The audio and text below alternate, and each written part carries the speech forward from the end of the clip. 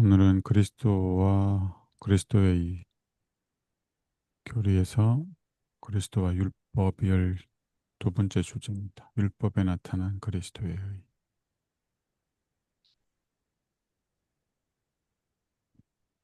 한 세 번 정도에 나눠서 말씀도 살펴보겠습니다.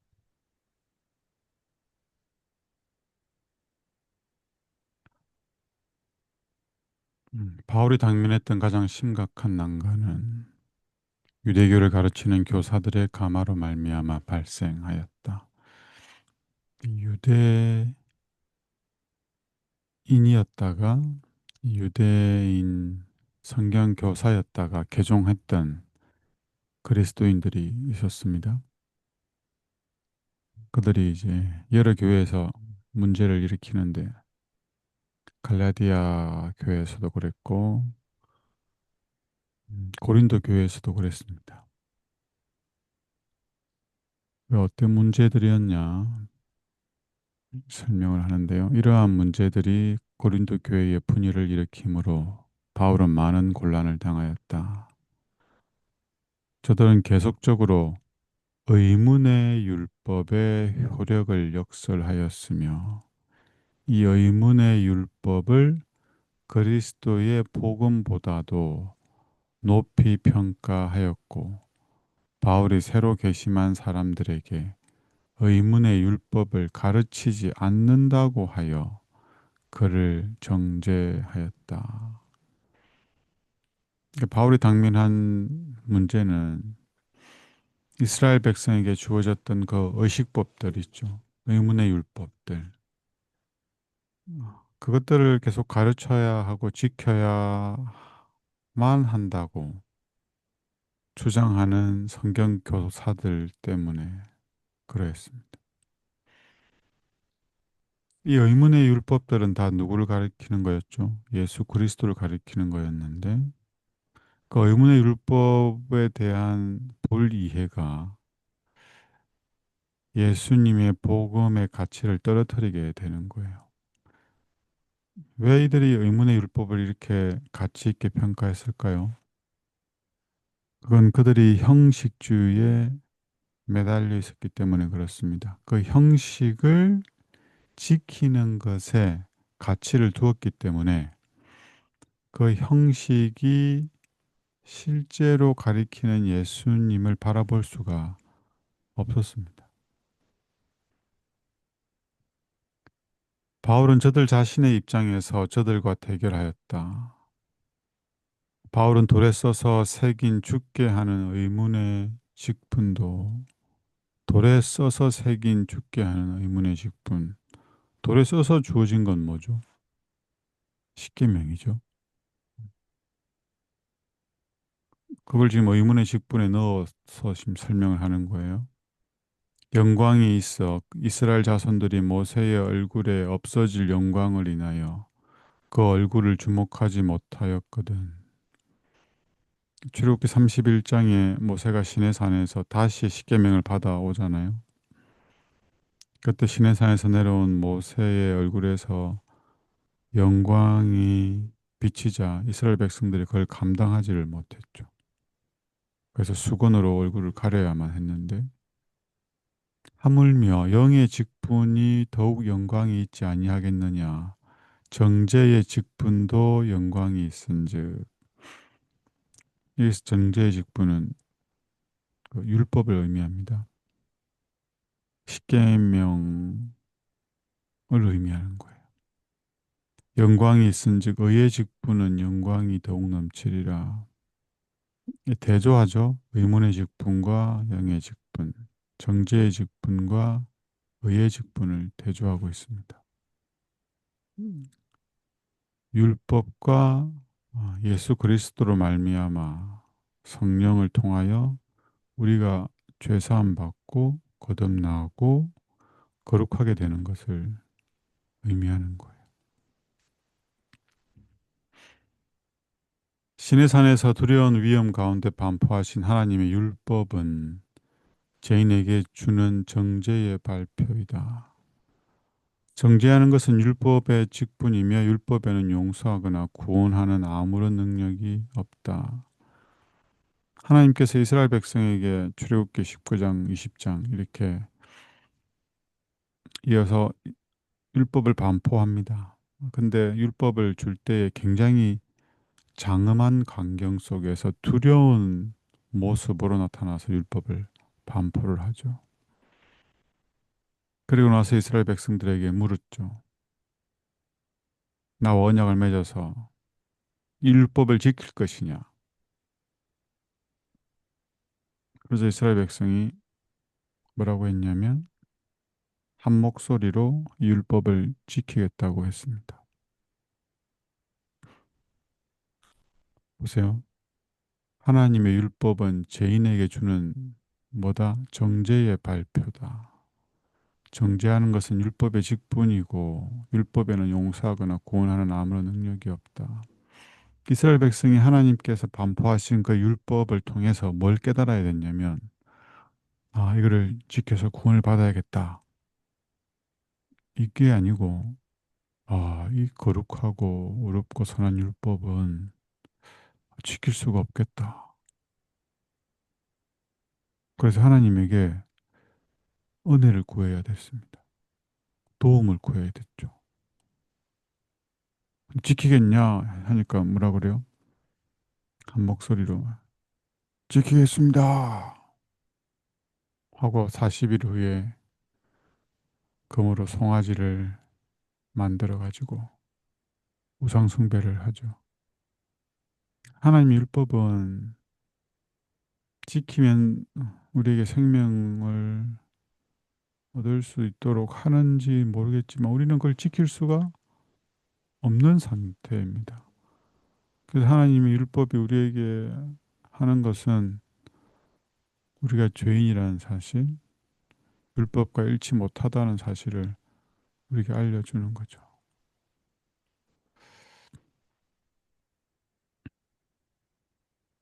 율법은 말할 수 없이 거룩하고 매우 영광스러웠으므로 모세가 손에 돌비를 받아들고 하나님과 같이 있었던 거룩한 산에서 내려왔을 때 그의 얼굴은 영광의 광채를 반사하여 백성들이 고통을 느끼지 않고 바라볼 수 없었으며 모세는 불갑을 수건으로 그의 얼굴을 가릴 수밖에 없었다. 이 죽게 하는 의문의 직분도 이 율법이 우리를 구원할 수 없잖아요. 우리를 정죄할 수밖에 없는데. 근데 그 율법을 받아 들고 오는 모세도 얼굴에 영광이 나타났죠.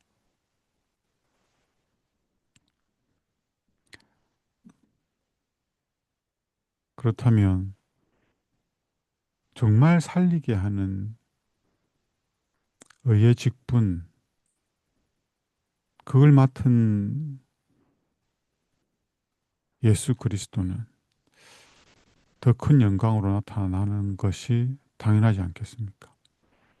모세에게 나타났던 그 영광의 빛은 하나님과 교제하는 가운데에서 하나님께서 알려주신, 계시를 통해 알려주신 복음, 그리고 복음에 나타난 예수 그리스도로 말미암은 영광이었습니다. 그러니까 예수님의 빛을 반사한 게 그 정도로 밝게 빛났고 백성들에게 두려움을 자아냈는데 그 빛 자체가 오시면 그 영광 본체가 오시면 더 영광스럽지 않겠습니까? 우리가 지금 바울은 지금 그걸 말하려고 하는 거예요. 우리가 주고 있는 그 율법, 우리를 정죄하지 밖에 못하는 그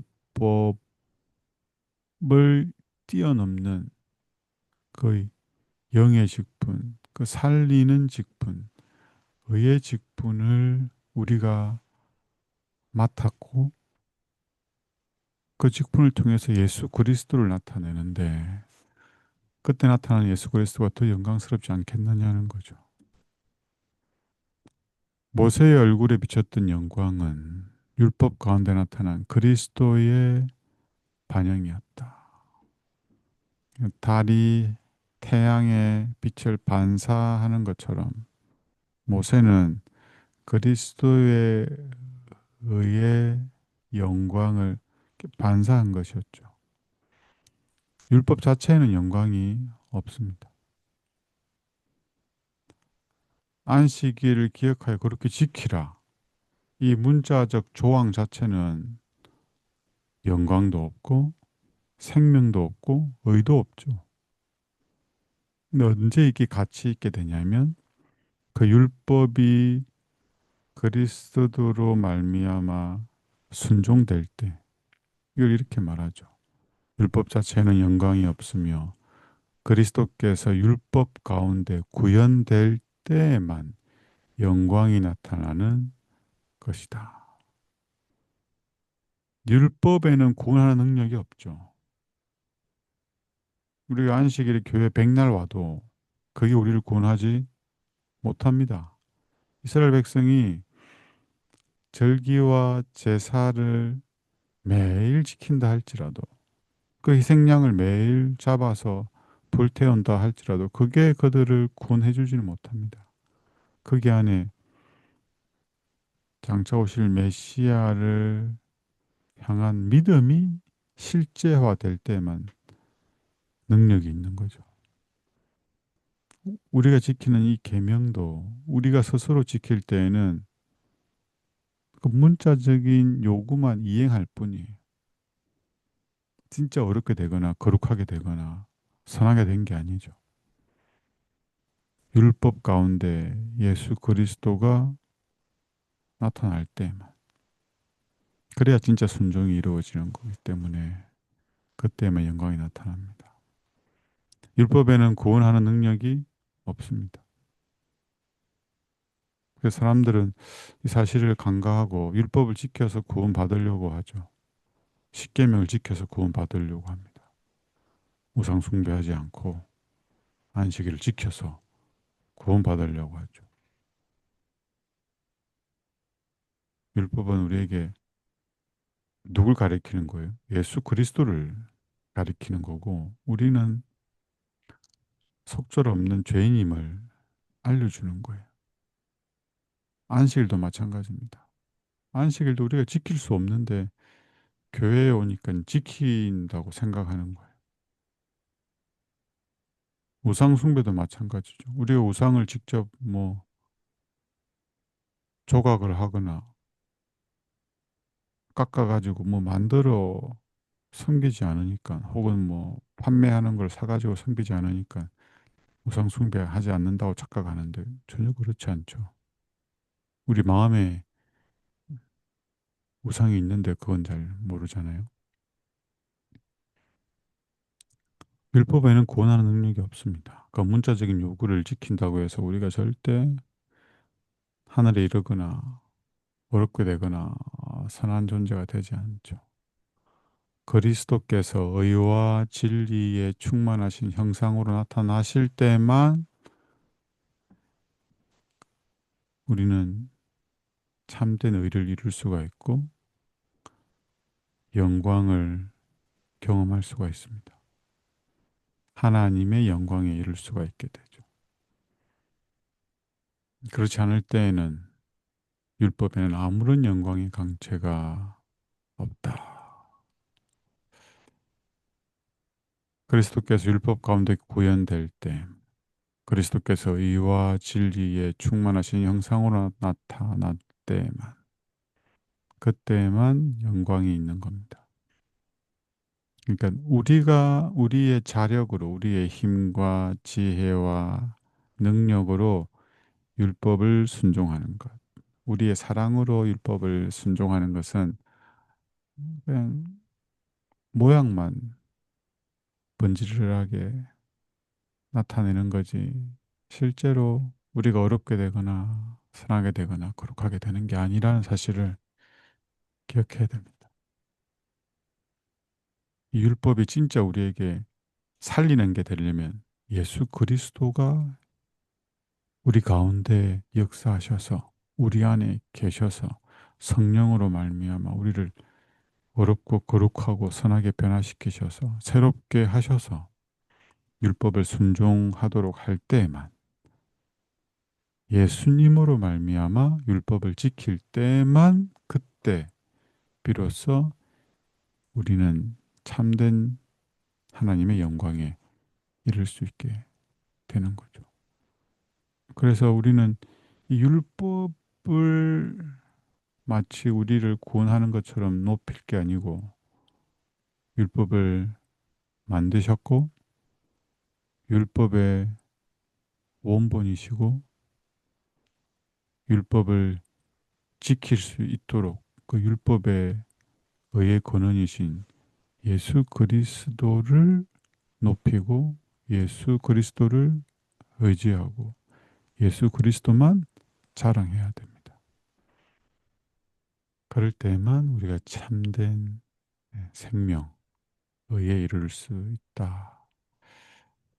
이 말씀을 기억하시고 또 한날을 생애하면 좋겠습니다. 내일 말씀에 이어서 계속 율법에 나타난 그리스도의 의를 살펴보도록 하겠습니다.